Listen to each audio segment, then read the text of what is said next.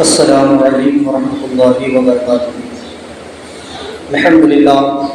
نحمده ونستعینه ونستغفره ونؤمن به ونعوذ باللہ من شرور انفسنا ومن سیئات اعمالنا من يهده الله فلا مضل له ومن يضلل فلا هادي له واشهد ان لا اله الا الله وحده لا شريك له واشهد ان سيدنا ومولانا محمدا عبده ورسوله فقد قال الله تبارك وتعالى في القرآن المجيد والفرقان الحميد أعوذ بالله من الشيطان الرجيم بسم الله الرحمن الرحيم فتبسم ضاحكا من قولها وقال رب أوزعني أن أشكر نعمتك التي أنعمت علي وعلى والدي وأن أعمل صالحا ترضاه وأدخلني برحمتك في عبادك الصالحين صدق الله العظيم وبلغنا رسوله النبي الأمين المكين الكريم لمن الشاهدين والشاكرين والحمد لله رب العالمين۔ آئیے آغاز گفتگو سے قبل ہمارا مل کر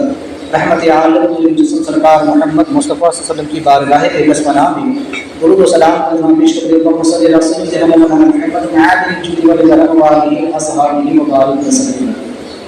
ایک مرتبہ پڑھی جو اللہم صلی علی سیدنا محمد صلاۃ تنجینا من جميع الأمراض والآفات وتطهرنا من جميع الحاجات وتطهرنا بها من جميع السيئات وإنك لا ترجى وتبلغنا صلوات من جميع الخيرات والنحيات بعد الموت إنك لمن شيء قدير۔ حصول برکت کے لیے متفرد اللہم صلی صلاۃ کاملہ وسلم سلام تعاما علی سیدنا محمد الذی تنحل لقد فرج لقد بالحوائج تنال بالرغائب وحسن الخواتم ويستسقى الغمام بوجهه الكريم وعلى آله وصحبه بكل لمحة ونفس بالعدد لما نمل لك يا الله يا الله يا الله۔ حضرت سیدنا سلیمان نبی علیہ السلام کے ذکر خیر میں سے قبل ہم نے سماعت کیا کہ حضرت سلیمان علیہ السلام جب اپنے لار و لشکر کے ساتھ ایک وادی سے گزرے، وادی نمر چوٹیوں کی وادی سے جب آپ گزرے تو چوٹیوں کی سردار نے چوٹیوں سے کہا کہ جلدی جلدی اپنے بلوں میں چلی جاؤ، کہیں ایسا نہ ہو کہ سلیمان علیہ السلام کا لشکر تمہیں بے خبری میں اچھلے۔ اس پر تفصیلی طور پر ہم نے گفتگو سماعت۔ حضرت سیدنا سلیمان نبی علیہ السلام نے اس چوٹی کی آواز کو 3 میل کی دوری سے سن لیا اور آپ نے اپنے لشکر کو رکنے کا حکم دیا۔ قرآن آگے فرماتا ہے فَتَبَسَّمَ ضَاحِكًا مِّن قَوْلِهَا، تو بس سلیمان علیہ السلام اس چوٹی کی بات سن کر ہنسنے لگے، مسکرانے لگے۔ آپ ہنسے، مسکرائے۔ اس سے سلیمان علیہ السلام کے ہنسنے کا مبالغہ بیان ہے۔ یہاں پر جو ضاحکہ کا لفظ آیا کیونکہ فتبسم اس کا معنی ہوتا ہے مسکرانا اور ضاحکا یعنی ہنسنا۔ اب دو چیزیں فتبسم ضاحکا، تو بس سلیمان علیہ السلام ہنسے، مسکرائے اور ہنسے۔ تو چونکہ تبسم اور کہا ضاحکا ضحک کیا ہوتا ہے؟ تبسم کا معنی ہوتا ہے کہ اس طرح سے مسکرانا کہ صرف آگے کے دانت نظر آئے، جس میں آواز نہ ہو، اور انبیاء علیہ السلام اسی طرح سے مسکرایا کرتے تھے۔ ان کی ہنسی میں آواز نہیں ہوتی تھی، کیونکہ ایک ہوتا ہے کہ اتنی زور سے ہنسنا کہ اپنی کو خود سنائی دے اور ایک یہ کہ دوسروں کو سنائی دے۔ تو ہنسنے میں کئی قسم کے ہوتے ہیں کہ ایک تو وہ ہنسی ہوتی ہے کہ انسان کے صرف چہرے پہ مسکراہٹ آ جائے، اس کے دانت نظر آ جائے اور اس میں کوئی آواز نہ ہو۔ اس کا مبالغہ یہ ہوتا ہے کہ داڑھ نظر آ جائے، یعنی دانت کا نظر آنا تبسم ہے، اور اس میں بھی مبالغہ یہ ہے کہ انسان کی داڑھ نظر آئے، کہ اس میں بھی آواز نہیں ہوتی ہے۔ بس یہی آخری انتہا انبیاء علیہ السلام کے مسکرانے کی۔ اب اس سے آگے جو ہوتا ہے وہ ہنسنا، یعنی کہا لگانا، اتنی زور سے ہنسنا کہ لوگوں کو آواز سنائی دے، اس طرح کا ہنسنا محروم ہے۔ اور اس طرح کے ہنسنے کے بارے میں فرمایا گیا کہ جو انسان زیادہ ہنستا ہے اس سے اس کا دل مردہ ہوتا ہے۔ اس طرح کی ہنسی کہ جو آواز پیدا کرے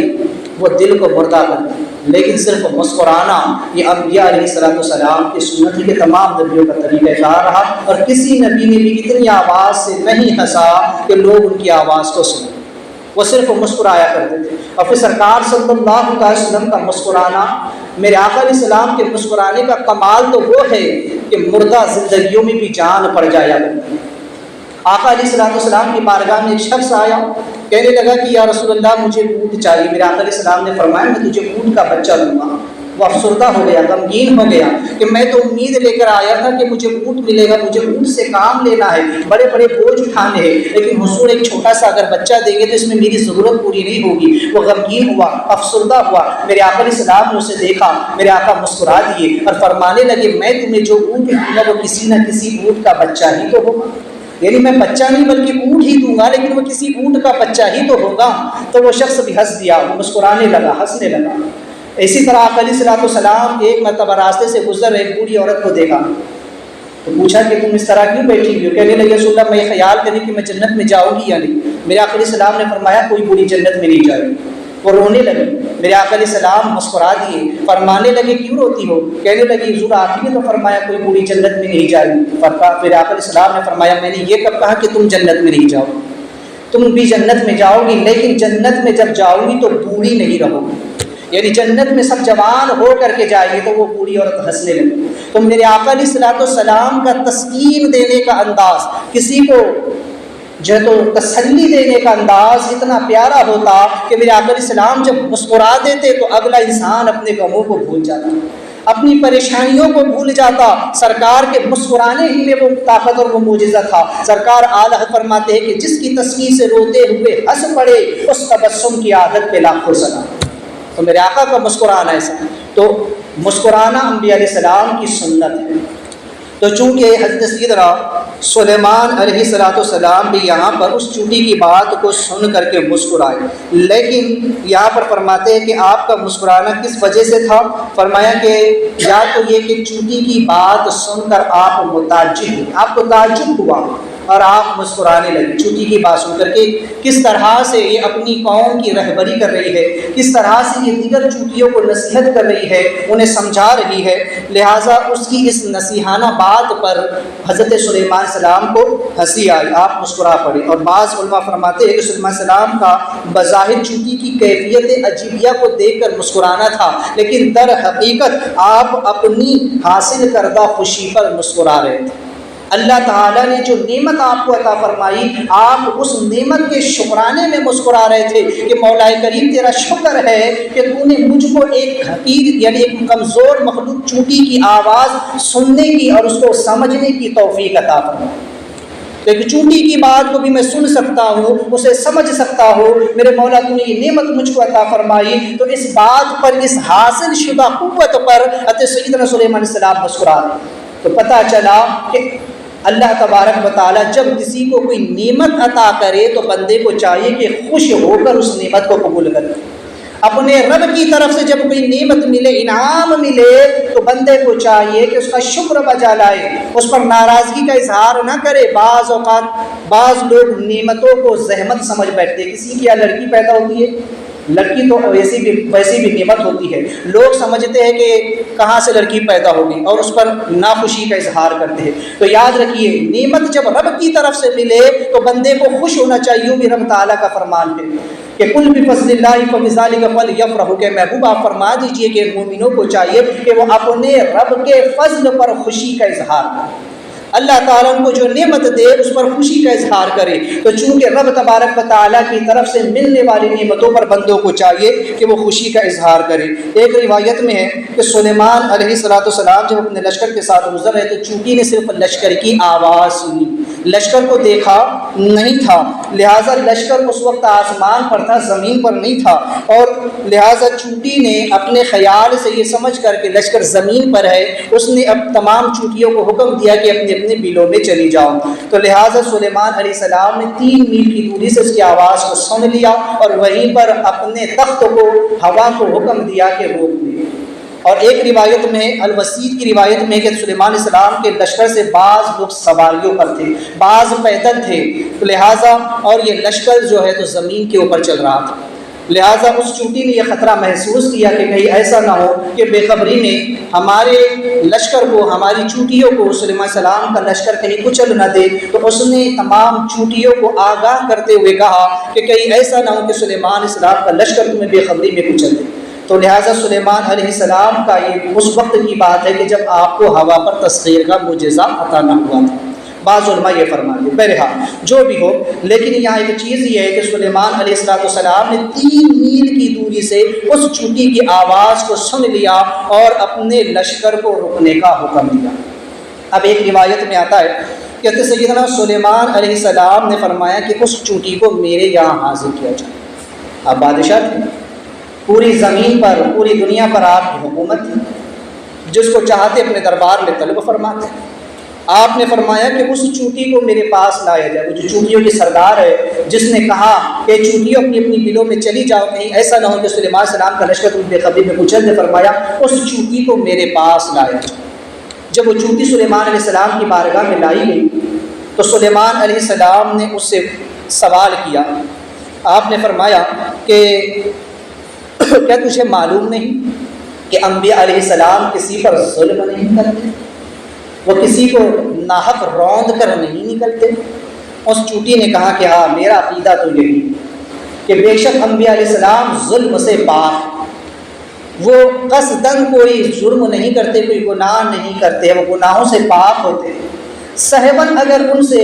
کوئی ایسی بات ہو جائے تو بات الگ ہے، وہ کسی پر ظلم و ستم نہیں کرتے، لیکن چونکہ میں تمام چونٹیوں کی سردار ہوں، اس لیے میرا فرض منصبی یہی تھا کہ میں اپنی چونٹیوں کو آگاہ کروں۔ چونکہ میں چونٹیوں کی سردار ہوں، اس لیے میرا فرض منصبی یہ تقاضا کر رہا تھا، میں جس منصب پر فائز تھی لہٰذا وہ منصب میرا دامن گیر تھا کہ میں تمام چونٹیوں کو اس بات سے آگاہ کروں کہ سلیمان علیہ السلام کا لشکر آ رہا ہے، تم لوگ جلد جلد اپنے بلوں کی طرف چلی جاؤ۔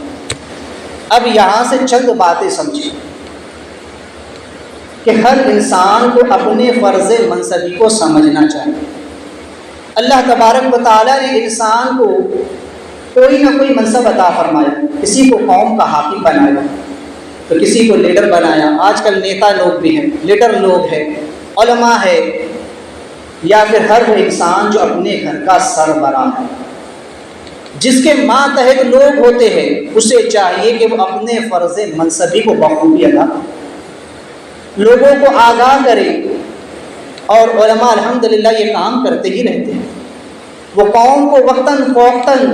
ہر چیز سے آگاہ کرتے ہی رہتے ہیں، لیکن قوم کا حال یہ ہے کہ قوم بیدار ہونا ہی نہیں چاہتی،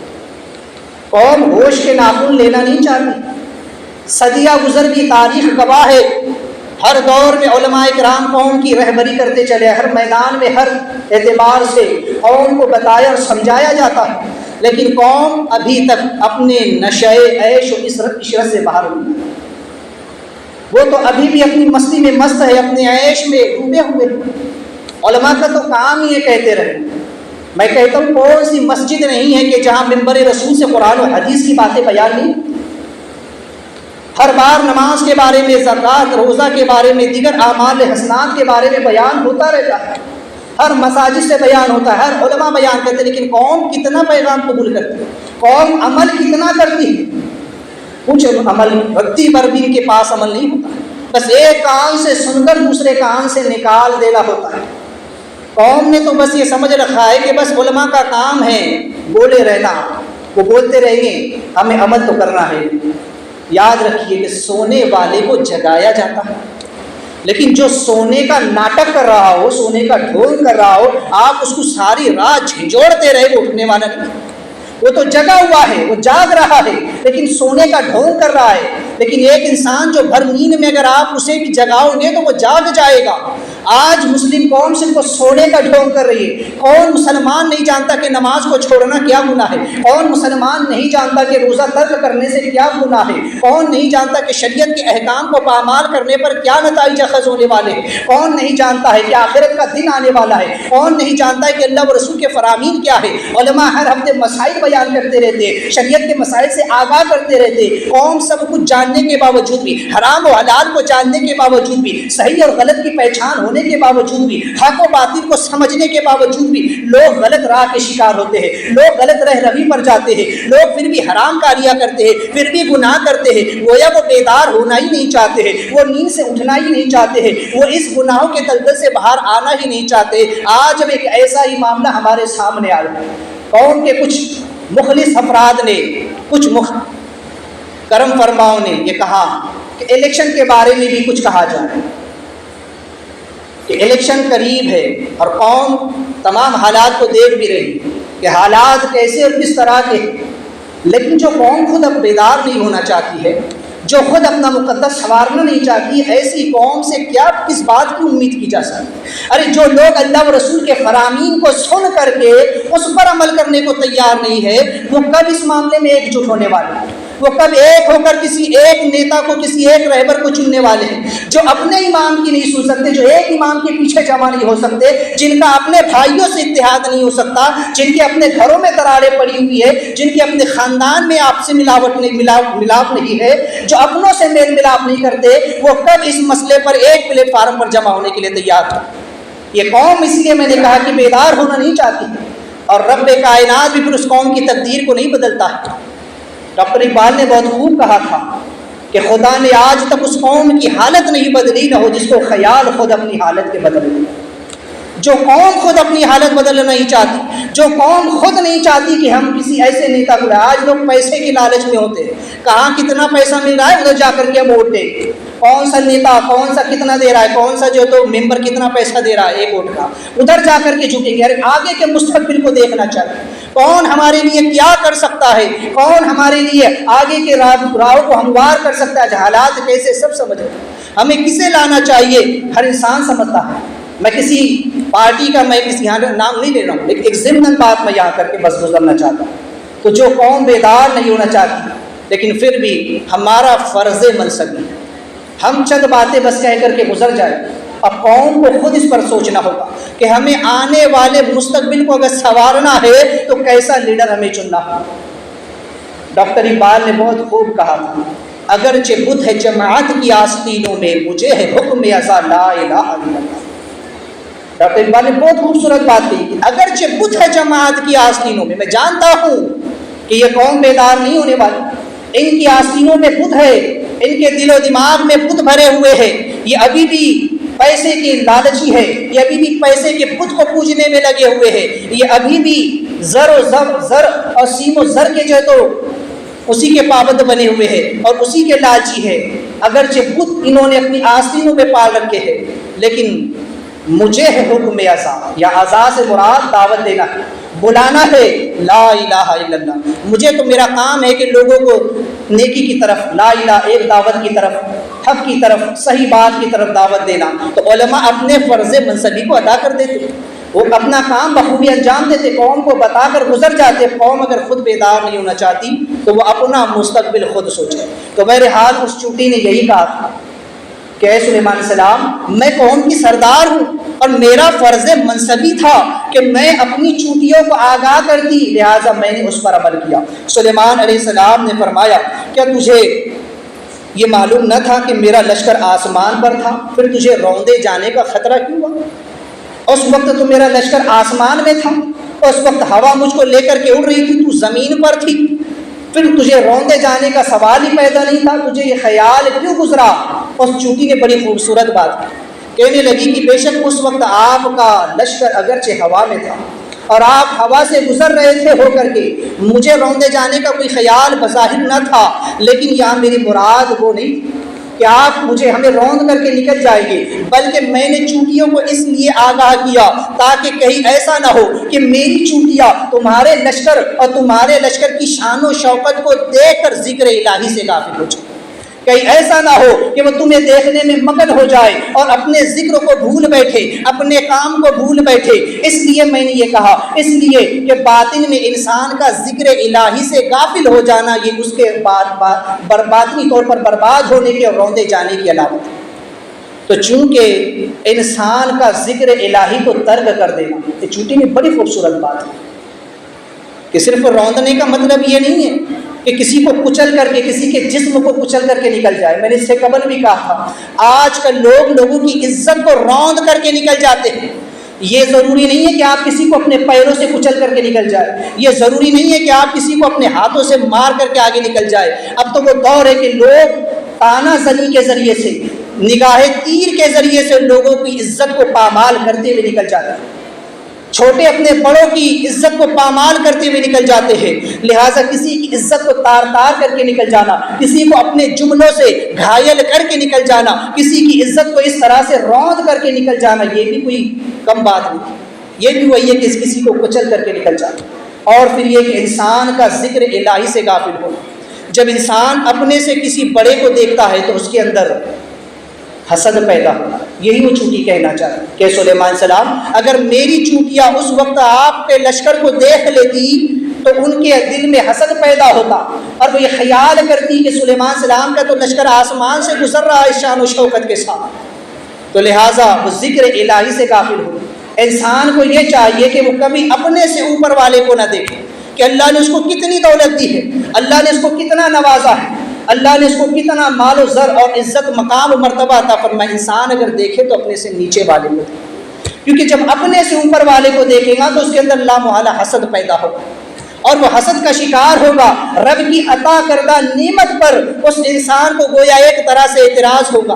اور اس طرح وہ انسان ذکر الہی سے غافل ہوگا۔ لیکن جب انسان کسی اپنے سے کمتر کو دیکھے گا کہ ایک انسان جو مجھ سے بھی کمتر ہے، جو مجھ سے بھی زیادہ غریبی کی زندگی گزار رہا ہے، جس کا کوئی وجود نہیں ہے، ایسے انسان کو جب دیکھے گا تو اس کے اندر شکر پیدا ہوگا کہ اللہ تیرا شکر ہے کہ تو نے مجھے اس سے بہتر حالت میں رکھا۔ تو انسان کے اندر شکر کی نعمت پیدا ہوگی، شکر جیسی دولت اسے میسر آئے گی۔ اس لیے انسان کو چاہیے کہ وہ کبھی بھی اپنے سے اوپر والے کو نہیں بلکہ اپنے سے نیچے والے کو دیکھے۔ لہٰذا سلیمان علیہ السلام کے اس لشکر کے بارے میں جب چونٹی نے یہ بات کہی تو سلیمان علیہ السلام نے اس چونٹی سے، کشف الاسرار میں ہے کہ ایک بات آپ نے اس چونٹی سے پوچھا کہ تو اپنی سلطنت کا حدود اربع کس طرح سے رکھتی ہے، اپنی سلطنت کو تو کس طرح سے چلاتی ہے؟ تو اس نے کہا کہ میری جو سلطنت ہے میں اس کی نگرانی کے لیے 4000 کوتوال رکھتی ہوں اور پھر ان میں ہر ایک کے ماتحت 40,000 نقیب ہوتے ہیں اور پھر ہر نقیب کے ماتحت 40,000 چونٹیاں رہتی ہیں اور کوئی بھی اس سے سرتابی نہیں کرتا، کوئی بھی اس سے آگے پیچھے نہیں ہوتا۔ گویا اس نے اپنا ایک طریقہ کار بتایا کہ میں جو کوتوال رکھتی ہوں وہ خود 4,000 ہوتے ہیں اور ہر ایک کے ماتحت 40,000 جو تو نقیب ہوتے ہیں اور ہر ایک نقیب کے تحت 40,000 چونٹیاں ہوتی ہیں جو اس کا حکم مانتی اور اس کے حکم پر عمل کرتی ہے اور چلتی ہے۔ آپ نے دیکھا، ہم نے پچھلے ہفتے بھی کہا تھا کہ جب چونٹیاں چلتی ہیں تو ایک کے پیچھے ایک چونٹی چلتی ہے، وہ اپنے ریوڑ کی طرح نہیں چلتی بلکہ وہ ایک کے پیچھے ایک چلتی ہے۔ ریوڑ میں چلنا اور ہے کہ ادھر ادھر پھیل کر کے چلا جائے، لیکن چونٹیاں ایسی نہیں چلتی ہے بلکہ ایک کی پیچھے دوسری، دوسری کی پیچھے تیسری ہوتی ہے۔ گویا وہ بتاتی ہے کہ ہم اپنے سردار کی تابعداری کرتے ہیں۔ لہٰذا انسان کو سبق حاصل کرنا چاہیے کہ اسے بھی چاہیے کہ وہ اپنے سردار کے پیچھے رہے، اپنے امام کے پیچھے رہے، اپنے قوم کے رہبر کے پیچھے رہے جو صحیح معنوں میں رہبر ہو، اس کے پیچھے چلے، اس کی تابعداری کرے، اس کی اطاعت کرے تاکہ وہ اسے سیدھا راستہ دکھائے، صحیح راستے پر چلا۔ لیکن آج انسانوں کا حال یہ ہے کہ کوئی ایک طرف بھاگ رہا ہے تو کوئی دوسری طرف بھاگ رہا ہے، کوئی ادھر بھاگ رہا ہے، کوئی ادھر بھاگ رہا ہے۔ ارے اس چونٹی سے سبق حاصل کرے کہ یہ چونٹیاں بھی کتنی جو تو فرما بردار ہوتی ہے کہ اپنے سردار کے پیچھے ہی چلتی ہے، وہ اپنی جو تو اپنی لائن کو چھوڑ کر کسی دوسری طرف نہیں نکلتی ہے۔ جیسا کہ میں نے کہا کہ آج الیکشن کے بارے میں بات کہی گئی ہے تو آج اسی مسئلے میں دیکھ لیجئے مسلمان کتنے جو تو کس طرح سے بٹے ہوئے ہیں، ایک ادھر بھاگ رہا ہے، ایک ادھر بھاگ رہا ہے، گھر ہی میں اتفاق نہیں ہے، بولے کچھ ایک اس کو ووٹ دے رہا ہے، کوئی فلاں کو ووٹ دے رہا ہے تو کوئی اس کو ووٹ دینے جا رہا ہے۔ یہ اتحاد مسلمانوں کے اندر نہیں ہے، یہ اتحاد ہمارے اندر نہیں ہے۔ ہمارے آپسی مسائل ہم آپس میں حل نہیں کر سکتے، ہم اپنے مسائل حل کرنے کے لیے اوروں کے پاس جاتے ہیں۔ تو جو قوم خود یہ حال اس کا ہے کہ خود اپنے مسائل حل نہیں کر سکتی، وہ کیا ایک جگہ جمع ہو کر کے کسی ایک لیڈر کو چنے گی کہ وہ جو ہے تو ہماری صحیح طور پر رہبر ہے۔ اس چونٹی سے انسان کو سبق سیکھنا چاہیے، اس سے درس لینا چاہیے کہ ہمیں کس طرح سے ایک رہبر کے پیچھے رہیں گے۔ اگر ایک رہبر کے پیچھے رہیں گے تو ہم کامیاب ہیں، لیکن جب ادھر ادھر بھاگو گے تو پھر ظاہر سی بات ہے کہ سوائے نقصان کے اور کچھ نہیں ہونے والا۔ حضرت سلیمان علیہ السلام نے چونٹی سے فرمایا کہ تو اپنے لشکر سے باہر کیوں نہیں جاتا؟ جو تیرا لشکر ہے تو اس سے باہر کیوں نہیں نکلتی؟ انہیں چھوڑ کر کے الگ راہ کیوں نہیں اختیار کرتی؟ اس نے کہا کہ اے اللہ کے پیارے نبی حضرت سلیمان علیہ السلام، اللہ تعالیٰ نے مجھے زمین پر اختیار دیا، میں جہاں چاہوں آؤں جاؤں گھوموں پھروں، لیکن میں اپنے لشکر کو اور اپنی رویت کو چھوڑنا گوارا نہیں کرتا، اور میں جو ہے تو پروردگار عالم کی بارگاہ میں عرض گزار رہتی ہوں کہ اے مولا کریم، ہمیں زیر زمین ہی رکھنا، ہمیں زمین کے نیچے ہی رکھنا، تاکہ ہمیں کوئی نہ جانے اور ہمیں کسی سے کوئی سروکار نہ ہو، ہم صرف تجھ ہی کو جانیں۔ لہٰذا ہم صرف اسی طرح زندگی گزارنا چاہتی ہے، ہم زمین کے اندر رہنا چاہتی ہے تاکہ ہمیں مخلوق نہ جانے، ہمیں کوئی نہ پہچانے۔ اے مولا کریم، ہم صرف تیری بندگی کرنا چاہتے ہیں، صرف ہم تجھے جاننا چاہتے ہیں، تیرے علاوہ ہم کسی اور کو جاننا نہیں چاہتے، یعنی مخلوق۔ تو چونکہ انسان کو یہاں سے سبق لینا چاہیے کہ ایک چونٹی بھی اپنے رب کی بارگاہ میں یہ کہہ رہی ہے کہ مولا مجھے زیر زمین رکھ،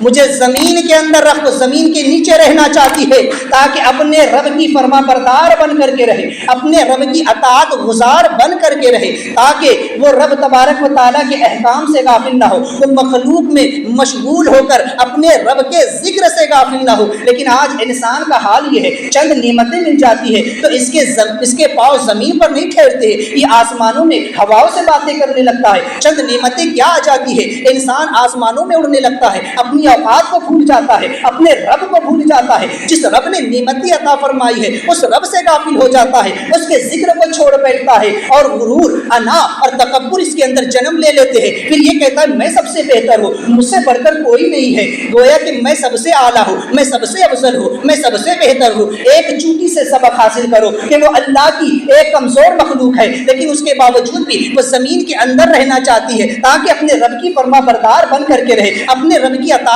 گزار بن کر کے رہے، مخلوق میں اسے کوئی نہ جانے، صرف اس کا رب اسے جانے اور وہ اپنے رب کو جانے۔ اے انسان، تجھے تو رب کائنات نے پیدا اس لیے کیا تھا، وما خلقت الجن والانس الا لیعبدون، کہ انسان ہم نے تجھے پیدا اس لیے کیا ہے کہ تو ہماری بندگی کرے، لیکن یہ کیا، تو ہماری بندگی کو چھوڑ کر تو عجب میں گرفتار ہو گیا، تو تکبر میں گرفتار ہو گیا، تو اپنے آپ کا لوہا منوانے لگا ہے، تو اپنی ذات کو منوانے میں لگا ہے۔ ارے کاش کہ تو نے نیچے دیکھا ہوتا، کاش کہ تو نے اپنے اندر عجز و انکساری کو پیدا کیا ہوتا، کاش کہ تو یہ جانتا کہ مٹا دے اپنی ہستی کو اگر کچھ مرتبہ چاہتا ہے کہ دانا خاک میں مل کر گلے گلزار ہوتا ہے۔ ارے تو اگر اپنی ہستی کو مٹاتا، تو جانتا کہ تو اسی مٹی سے پیدا ہوا ہے، تجھے اسی زمین کے اندر جانا ہے، تو اپنے اندر یہ خاک ساری پیدا کرتا تو ہم تجھے بلند مراتب عطا کرتے، بلند مقام و مرتبے عطا کرتے، ہم خود تجھے عزتوں کا تاج تیرے سر پر رکھتے، لیکن تو دنیا کی جھوٹی عزت کی خاطر تو ہماری شریعت کو رون کر کے گزر جاتا ہے، تو جھوٹی نام و نمود کی خاطر اور دنیاوی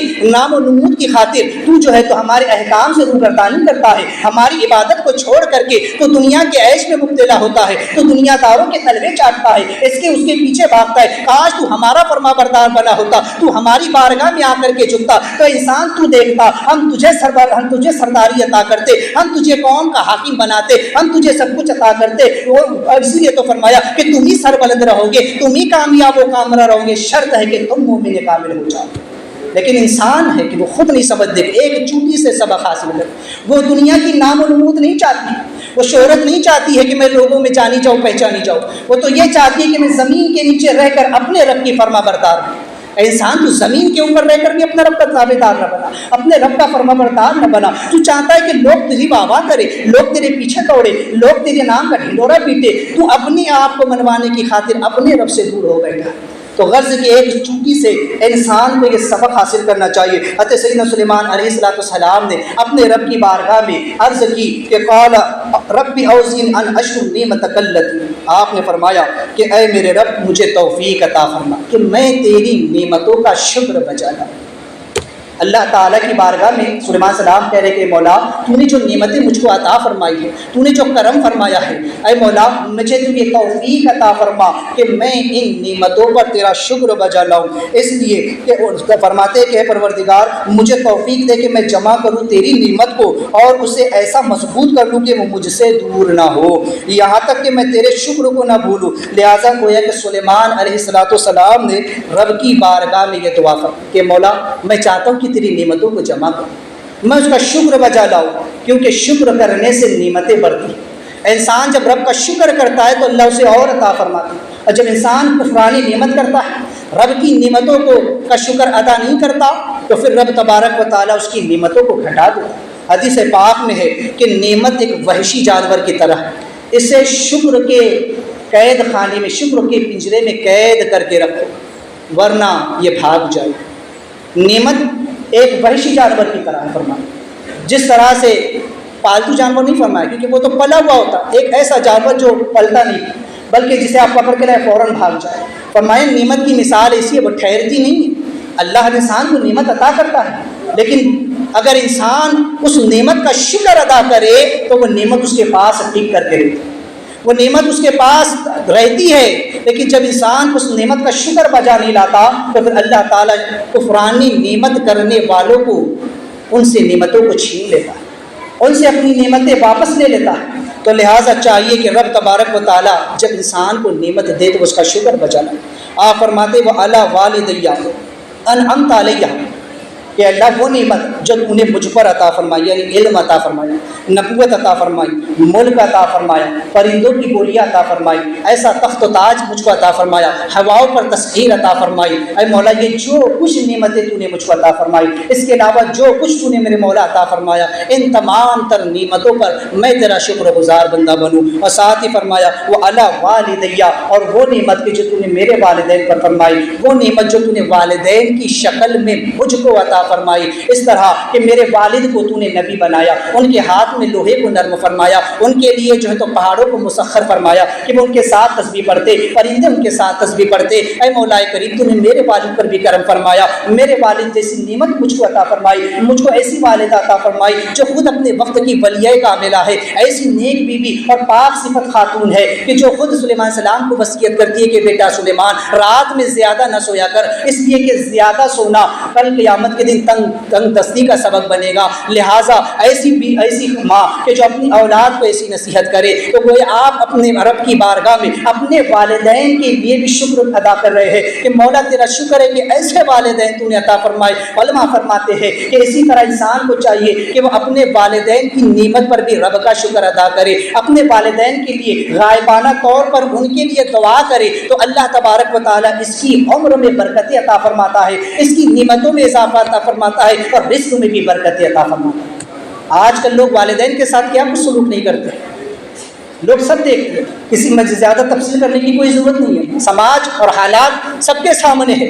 کسی سے کچھ چھپا ہوا نہیں ہے۔ اپنے والدین کی قدر جانے جب تک کہ وہ حیات ہے، ان کا سایہ ہمارے لیے بہت بڑی نعمت ہے۔ حضرت سلیمان السلام نے یہ دعا کر کے والدین کی عظمت کو بتایا کہ مولا تیرا شکر ہے کہ تو نے والدین جیسی نعمت مجھ کو عطا فرمائی۔ صاحب تفسیر البیان اس مقام پر تصوف کا ایک بہترین نقطہ بیان فرماتے ہیں کہ یہاں پر ایک تصوف کا نقطہ یہ ہے کہ دل، دماغ اور روح، دماغ کی مثال یہاں پر باپ کی طرح اور دل کی مثال ماں کی طرح اور روح کی مثال سلیمان علیہ السلام کی طرح۔ چونکہ باپ جو ہے تو پورے کاروبار کو سنبھالتا ہے، اسی طرح دماغ کو دیکھیں کہ دماغ انسان کے تمام فیصلوں کو انجام دیتا ہے، انسان کا دماغ اس کے تمام زندگی کے فیصلوں کو اثر انجام دیتا ہے۔ اور جس طرح ماں بڑی رقیق القلب ہوتی ہے، بڑی نرم دل ہوتی ہے، دل انسان کا نرم ہوتا ہے، دل میں جذبات ہوتے ہیں، دل کے اندر پیار اور محبت ہوتی ہے، لہٰذا دل کی مثال ماں کی طرح اور روح اس کے مثال اولاد کی طرح ہے۔ اب سوچے کہ جس انسان کے باپ کا انتقال ہو جائے، باپ کی طرف سے وہ یتیم ہو جائے تو وہ انسان کی کیفیت کیا ہوگی؟ وہ انسان جس کا دماغ مفلوج ہو کر کے رہ جائے، جس کی دماغی صلاحیت ختم ہو کر کے رہ جائے، جس کے پاس سوچنے سمجھنے فیصلہ کرنے کی قوت نہ رہ جائے، وہ روح کس طرح سے ایک طرح سے یتیم ہو کر کے رہ جاتی ہے۔ دل کو آپ دیکھیں، جس کی ماں کا انتقال ہو جائے، ماں کی طرف سے اسے کیسا صدمہ پہنچتا ہے۔ جس انسان کا دل مردہ ہو جائے، جس کا دل گناہوں کی طرف اس طرح سے مائل ہو جائے کہ نیکیاں کرنا وہ چھوڑ دے اور گناہوں کے دلدل میں پھنس جائے، گمراہی کے دلدل میں چلا جائے، وہ روح بھی بیکارہ ہو کر کے رہ جاتی، ناکارہ ہو کر کے رہ جاتی، ایک طرح سے یتیم سی ہو کر کے رہ جاتی۔ اس روح کی صحیح تربیت نہیں ہو پاتی۔ روح کی صحیح تربیت اس وقت ہوگی جب دل اور دماغ دونوں جو ہے تو صحیح فیصلہ لے اور صحیح طور پر ہو، تو روح کی تربیت ہوتی ہے، روح پھر اعلیٰ علیین تک پہنچتی ہے اور روح سے اعلیٰ قسم کے اخلاق کا ظہور ہوتا ہے۔ لہٰذا اپنے دل و دماغ کو پاکیزہ رکھے تاکہ یہ روح پاکیزہ رہے، تاکہ جب رب کا فرمان آئے یا ایتھا النفس المطمئنہ ارجعی الی ربک راضیۃ مرضیہ فادخلی فی عبادی وادخلی جنتی، تو یہ بندہ خوشی خوشی اپنی روح کو اپنے رب کے سپرد کرے۔ تو بہرحال چونکہ ماں باپ بڑی عظیم نعمت ہے، تو سلیمان علیہ السلام نے اپنے والدین کو بھی یہاں شامل فرمایا۔ وَأَنْ عَمَلَ صَالِحٌ تَرْضَاهُ، فرماتے کہ اے اللہ مجھے ایسے اعمال کی توفیق عطا فرما کہ جس سے تو راضی ہو جائے، مجھے ایسے عمل کرنے کی توفیق عطا فرما کہ جس سے تو راضی ہو۔ اور فرماتے ہیں کہ ایک تفسیر میں کہ یوں کہ اللہ مجھے وہ اعمال کی توفیق عطا فرما جنہیں تو قبول فرماتا ہے، مجھے قبولیت والے اعمال کی توفیق عطا فرما۔ عمل تو سب کرتے ہیں، آج ہم بھی کہتے ہیں کہ ہم نمازیں پڑھ رہے ہیں، ہم روزہ رکھ رہے ہیں، زکوٰۃ دے رہے ہیں، حج کر رہے ہیں، نیکی کر رہے ہیں، دیگر نیک کام کر رہے ہیں، عمل تو ہم بھی کر رہے ہیں، لیکن کوئی گارنٹی ہے؟ کسی کے پاس کوئی ثبوت ہے کہ اللہ نے اس عمل کو قبول کر لیا؟ اگر کل قیامت کے دن یہ نمازیں کالے کپڑے میں لپیٹ کر منہ پر مار دی گئی، جو انسان زندگی بھر اپنے آپ کو نمازی صاحب کہلاتا پھرا، کوئی اپنے آپ کو حاجی صاحب کہلاتا پھرا، کوئی عمرے پہ عمرے کر رہا ہے، کوئی انسان جو ہے تو لاکھ اپنی دولت کو لٹا رہا ہے، اپنی دولت کو رائے خدا میں قربان تو کر رہا ہے، قربانی کر رہا ہے، سب کچھ کر رہا ہے، لیکن اگر دل میں ریا ہو، تکبر ہو، دکھاوا ہو، رب کی جو اخلاص نہ ہو، رب کی بندگی مقصود نہ ہو، تو کل قیامت کے دن ایسی عبادات اس کے منہ پر مار دی جائے۔ تو عمل تو ہم بھی کر رہے ہیں، لیکن اس کا کیا ثبوت اور کیا گارنٹی ہے کہ وہ اعمال رب کی بارگاہ میں مقبول ہو؟ تو سلیمان علیہ السلام نے کہا کہ مولا وہ اعمال کی توفیق عطا فرما، گویا اعمال میں اخلاص عطا فرما، وہ عمل کی توفیق دے کہ جنہیں تو قبول فرماتا ہے، جنہیں تو اپنی بارگاہ میں قبول فرما لیتا ہے۔ مولا مجھے ایسے اعمال کی توفیق عطا فرما، وادخل اور مجھے داخل فرما فی عبادک الصالحین، اپنے نیک بندوں میں۔ اب یہاں اس کی دو تفسیریں علماء نے پڑھی، ایک تو یہ کہ اللہ مجھے اپنے نیک بندوں میں شامل فرما، اپنے نیک بندوں میں میرا شمار کر جو تیرے نیک بندے ہیں جن پر تو نے انعام فرمایا ہے، جیسے کہ ہم قرآن میں دعا کرتے اہدنا الصراط المستقیم، اللہ ہم کو سیدھا راستہ چلا، صراط الذین انعمت علیہم،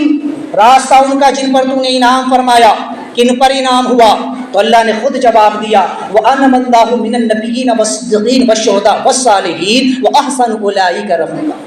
یہ وہ جماعت ہے، یہ وہ گروہ ہے، انبیاء ہے، صدیقین جن پر اللہ کا انعام ہوا، وہ نبیوں کی جماعت ہے، وہ صدیقین کی جماعت ہے، وہ شہداء اور صالحین اولیاء اللہ کی جماعت ہے، ان پر اللہ نے انعام فرمایا۔ ان کے بارے میں سلیمان علیہ السلام فرما رہے کہ اللہ مجھے اپنے نیک بندوں میں داخل فرما،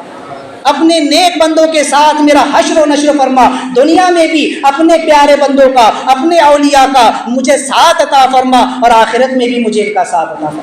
اور دوسری تفسیر یہ ہے، صاحب تفسیر میں فرماتے ہیں کہ اس کی ایک یہ ہے کہ اللہ وادخلنی، مجھے جنت میں داخل فرما، مجھے بہشت میں داخل فرما، برحمتی کا، اپنی رحمت سے، اس لیے کہ کوئی انسان بغیر اللہ کی رحمت کے جنت میں نہیں جاتا۔ انسان اگر یہ سمجھے کہ میں اپنے اعمال کی بنا پر جنت میں چلا جاؤں تو اس کی خام خیالی۔ اعمال تو بلندی درجات کے لیے ہوتے ہیں، اگر اللہ بندے کے اعمال کو قبول بھی فرما لے تو بھی اس کا جنت میں جانا رب کی رحمت پر موقوف ہے۔ رب تعالیٰ جب اپنے فضل سے بندے کو جنت عطا کر دے تو پھر اس کے اعمال کے سبب جنت میں اسے مراتب عطا کیے جائیں، وہ جنت کے کس طبقے میں رہے گا، جنت کے کس حصے میں رہے گا، یہ اس کے اعمال کی بنیاد پر جو تو فیصلہ ہوگا۔ تو لہٰذا فرماتے کہ اللہ اپنے فضل سے، برحمتی کا، اپنی رحمت سے مجھے جنت میں داخل فرما، فی عبادک الصالحین، اپنے نیک بندوں کے ساتھ۔ یا صاحب رسول میں ایک ترجمہ کیا فرماتے ہیں کہ اپنے نیک بندوں کے ساتھ مجھ کو جنت میں داخل فرما۔ اب اس سے علماء فرماتے ہیں کہ مراد یہ ہے کہ جنت میں بھی جانا ہے تو اللہ والوں کا وسیلہ چاہیے، کہ بغیر وسیلے کے کوئی جنت میں بھی نہیں جا سکتا جب تک مصطفیٰ کی اجازت نہ ہو، مصطفیٰ کی شفاعت نہ ہو، جب تک اللہ والوں کا دامن نہیں تھامے گا تو وہ شخص بھی جنت میں نہیں جا سکتا۔ گویا سلیمان علیہ السلام نے فرمایا کہ مولا جنت میں بھی جانا چاہتا ہوں، داخل فرما، تو تیرے نیک بندوں کے ساتھ مجھ کو داخل فرما۔ گویا کہ وسیلہ وہاں بھی ضروری ہے، جو وسیلے کے منکر ہے وہ سلیمان علیہ السلام کی اس دعا کے بارے میں کیا کہے، جو خود اللہ کے نبی دعا کر رہے کہ مولا میرا شمار تیرے نیک بندوں میں فرما، میرا اٹھنا بیٹھنا ان کے ساتھ ہو، میرا حشر و نشر ان کے ساتھ ہو، حتیٰ کہ جنت میں بھی میں ان کے ساتھ آؤں۔ تو گویا وصل مولا چاہتے ہو تو وسیلہ ڈھونڈ لو، بے وسیلہ نجدیو ہرگز خدا ملتا نہیں۔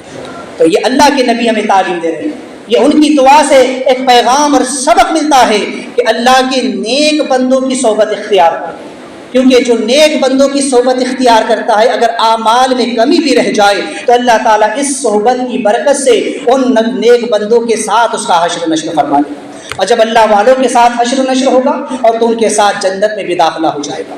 تو چونکہ یہاں پر سلیمان علیہ السلام نے یہ ایک پیغام ہمیں دیا، یہاں پر صاحب رسول بیان نے اخیر میں ایک اور بڑا پیارا نقطہ تصوف کا بیان ہے کہ چونکہ اس واقعے میں کہ سلیمان علیہ السلام اپنے لاہو لشکر کے ساتھ، اپنے پورے لشکر کے ساتھ سیر پر نکلے، چونکہ اللہ نے پوری زمین کی بادشاہت عطا فرمائی تو آپ اس کی سیر پر نکلے۔ راستے میں وادی نمل سے آپ گزرے، چوٹیوں کی وادی سے۔ بعض لوگوں نے فرمایا کہ طائف کی ایک وادی ہے، بعض فرماتے ہیں کہ ملک شام میں ایک علاقہ ہے جہاں چوٹیاں کثرت سے پائی جاتی ہیں، بہرحال جو بھی۔ تو فرماتے ہیں کہ آپ جب چوٹیوں کی وادی سے گزرے، وادی نمل سے گزرے، تو اس چوٹی نے کہا کہ چوٹیوں اپنے اپنے بلوں پہ چلی جاؤ، کہیں ایسا نہ ہو کہ سلیمان السلام تمہیں بے خبری میں گزر۔ تو سلیمان علیہ السلام اس چوٹی کی بات کو سن کر 3 میل کی دوری پر ہی رک گئے۔ اب فرماتے ہیں کہ انسان کی روح کی مثال مثل سلیمان علیہ السلام کی سی، اور اس کا جو پورا وجود ہے یہ خود اس کا ایک لاہو لشکر ہے۔ میں نے اس سے قبل اس کی تشریح میں بتا چکا ہوں، یہ آنکھ، کان، ناک، پیر، ہاتھ، زبان، ہر چیز ایک الگ الگ کام میں لگی ہوئی ہے، اور روح ان سب سے فائدہ اٹھاتا ہے۔ یہ ایک پورا لشکر ہے اس روح کا۔ پیر چلنے کا کام دیتے ہیں، ہاتھ اٹھانے کا، آنکھ دیکھنے کا، کان سننے کا، زبان چکھنے کا، تو غرض کے جسم کے الگ الگ اعضاء الگ الگ کاموں میں لگے ہوئے۔ تو خود روح مثل سلیمان علیہ السلام کی طرح ہے اور پورا وجود مثل لشکر کی طرح ہے۔ جب یہ روح کہیں جانا چاہتی ہے تو پورے جسم کو اپنے ساتھ لے کر کے جاتی ہے۔ آپ دیکھیں انسان جب کہیں جانا چاہے، انسان کی خواہش ہوتی ہے روح چاہتی ہے کبھی فلاں جگہ جائے، ادھر جائے، ادھر جائے، تو پورا جسم چل کر کے جاتا ہے۔ ایسا نہیں ہوتا ہے کہ صرف روح جا رہی ہے جسم پڑا، یا ہاتھ کہیں رہ گیا ہاتھ کو رکھ کر کے چلے گئے، یا پیر کو رکھ کر، پورا جسم۔ تو گویا پورا جسم لشکر کی طرح ہے۔ یہ روح جہاں جانا چاہتی ہے پورے جسم کو، پورے وجود کو، پورے لشکر کو اپنے ساتھ لے کر کے جاتی ہے۔ تو گویا کہ یہ زندگی ایک سفر کی طرح ہے، اور یہ پورا سفر صرف 2 گز زمین اور 1 کفن کے لیے انسان طے کر رہا ہے۔ انسان کو مرنا ضرور ہے، وہ یہ نہ سمجھے کہ وہ ہمیشہ ہمیش کے لیے رہنے کے لیے آئے، بلکہ یہ پوری زندگی کا سفر انسان پیدا ہوا ہے تو جب تک اس کی حیات ہے یہ پورا سفر اس کا چل رہا ہے، اور یہ سفر 1 کفن اور 2 گز زمین پر جا کر کے ختم ہو۔ تو اس زندگی کے سفر میں جب انسان نکلا ہے تو ایک وادی نفس آتی ہے۔ فرماتے ہیں کہ ایک وادی نفس ہے یا وادی خواہشات، جہاں پر خواہشات ایک کے پیچھے ایک جنم لیتی ہے۔ جس طرح چونٹیاں ایک کے پیچھے ایک چلتی ہے، اسی طرح انسان کی خواہشات کا معاملہ ہے کہ ایک کے پیچھے ایک خواہش جنم لیتی ہے۔ انسان جب ایک خواہش پوری کرتا ہے فوراً اگلی خواہش جنم لے لیتی ہے، وہ اس خواہش کو پوری کرتا ہے، پھر اگلی نئی خواہش جنم لے لیتی ہے۔ وہ سوچتا ہے آج میں نے 1000 کمائے، کل 10,000 کماؤں، 1 لاکھ کماؤں، پھر 10 لاکھ کماؤں، آج میں نے 1 گاڑی خریدی، کل 2 گاڑیاں خریدوں، 10 گاڑیاں خریدوں، آج 1 ملہ کاٹا، کل 10 ملے کاٹوں، آج 1 کھیت خریدا، کل 10 کھیت خریدوں۔ انسان کی خواہشات رکتی نہیں ہے۔ انسان جس میدان میں بھی ہو، چاہے وہ نفسانی طور پر ہو، چاہے وہ شہوت کے طور پر ہو، چاہے پھر وہ کھانے پینے کے طور پر ہو، کسی بھی اعتبار سے ہر میدان میں انسان کی خواہشات جنم لیتی ہی رہتی ہے۔ اور انسان اگر ان خواہشات کو پورا کرنے میں لگ جائے تو پھر وہ اسی میں الجھ کر کے رہ جائے، وہ اسی وادی میں ٹھہر کر کے رہ جائے گا۔ تو فرماتے جس طرح سلیمان علیہ السلام وہاں ٹھہر گئے، تو گویا انسان جب تیرے اندر خواہش جنم لے لے تھوڑی دیر کے لیے ٹھہر جا، یعنی صبر کر لے۔ اس لیے کہ ٹھہرنے کا معنی ہے صبر، کیونکہ صبر کا ایک معنی ہوتا ہے رک جانا، ٹھہر جانا، جس طرح روزہ، جس کے بارے میں اللہ کے رسول نے فرمایا کہ روزہ آدھا صبر ہے، یعنی کہ روک رکھنا۔ روزے کے ایک لغوی معنی ہے اپنے آپ کو روکنا، یعنی دن بھر کھانے پینے جماع کرنے سے اپنے آپ کو روکے رکھنا۔ اسی لیے حضور نے فرمایا روزہ آدھا صبر ہے، تو گویا صبر کا ایک معنی ہوا رک جانا، ٹھہر جانا، اپنے آپ پر قابو پا لینا۔ تو گویا اے انسان، جب تو اس وادی نفس میں پہنچے، تیرا نفس خواہشات کو جنم دے، اور جب کوئی خواہش تیرے سامنے آئے تو تھوڑی دیر کے لیے ٹھہر جا، ذرا صبر کر لے، اس خواہش کو پورا کرنے کے چکر میں مت رہے، ورنہ اگر آج اس ایک خواہش کو پورا کرا تو پھر نئی خواہش جنم لے لے گی، پھر اس کو پورا کرے گا تو پھر تیسری خواہش جنم لے لے گی۔ لیکن جب تو ان خواہشات کے پیچھے نہیں پڑے گا اور تو رک جائے گا، تو ٹھہر جائے گا، یہ خواہش اپنے آپ ایک وقت آئے گا گزر جائے گی۔ انسان کے جسم میں ایک ہجان پیدا ہوتا ہے، انسان کے جسم میں وقتی طور پر ایک جو تو حرارت پیدا ہوتی ہے، چاہے پھر وہ بھوک کی ہو، چاہے وہ شہوت کی ہو، چاہے حرص کی ہو، ہوس کی ہو، طمع کی ہو، لالچ کی ہو، کسی چیز کو حاصل کرنے کی ہو۔ جب وہ لالچ انسان میں پیدا ہوتا ہے، جب وہ خواہش جنم لیتی ہے تو کچھ دیر تک انسان کے جسم میں وہ رہتی ہے، انسان کے اندر ایک اتاولا پن ہوتا ہے، بس میں کسی طرح یہ کر لوں، اس چیز کو حاصل کر لوں، اس خواہش کو میں پورا کر لوں۔ لیکن فرماتے ہیں کہ اگر تو رک جائے، تو صبر کر لے اور اس خواہش کو پورا نہ کرے تو تھوڑی دیر کے بعد وہ نشہ اتر جائے گا، تھوڑی دیر کے بعد وہ خواہش ختم ہو جائے گی اور تو اس سے بچ جائے گا۔ اور اس طرح جب تو اپنے آپ کو روک رکھے گا تو تجھے اپنے آپ پر کمانڈ حاصل ہو جائے گا، تو اپنے آپ پر، اپنے نفس پر قابو پا لے گا، اور جس نے اپنے نفس پر قابو پا لیا تو قرآن کہتا ہے جس نے اپنا ایک قدم نفس پر رکھا اس کا دوسرا قدم جنت میں ہوگا۔ تو یہ ہے کہ انسان کو چاہیے کہ وہ اس واقعے سے سبق حاصل کرے۔ قرآن میں یہ واقعات اس لیے نہیں ہے کہ انسان صرف پڑھ کر کے آگے گزر جائے، ان واقعات سے ملنے والے اسباب کو، جسے علامہ مولانا روم رحمۃ اللہ تعالیٰ نے اپنی مثنوی میں ان واقعات کو بیان کیا، اور اس سے نکلنے والے پس منظر کو، اس سے ملنے والے اسباب کو آپ نے اسی طرح سے بیان فرمایا۔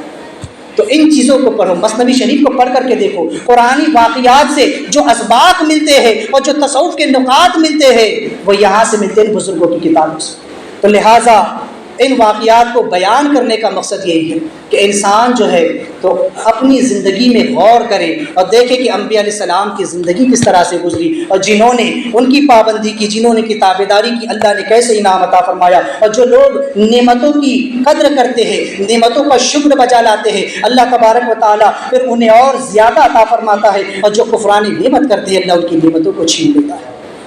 بہرحال اللہ تبارک و تعالیٰ عمل خیر کی توفیق عطا فرمائے۔ حضرات، چونکہ نماز کے مسائل کا بھی سلسلہ شروع ہے، اور جس طرح کہ اس سے قبل بھی نماز ظہر سے متعلق میں نے 3 مسئلے عرض کیا، آج بھی 3 مسئلے جو ہے تو سماعت کریں۔ ظہر کے پہلے کی 4 رکعت نماز سنت موقدہ اگر آپ پڑھ رہے ہیں اور جماعت قائم ہو گئی، اور اگر آپ کی 2 رکعت ہوئی ہے تو 2 رکعت پر آپ سلام دیں،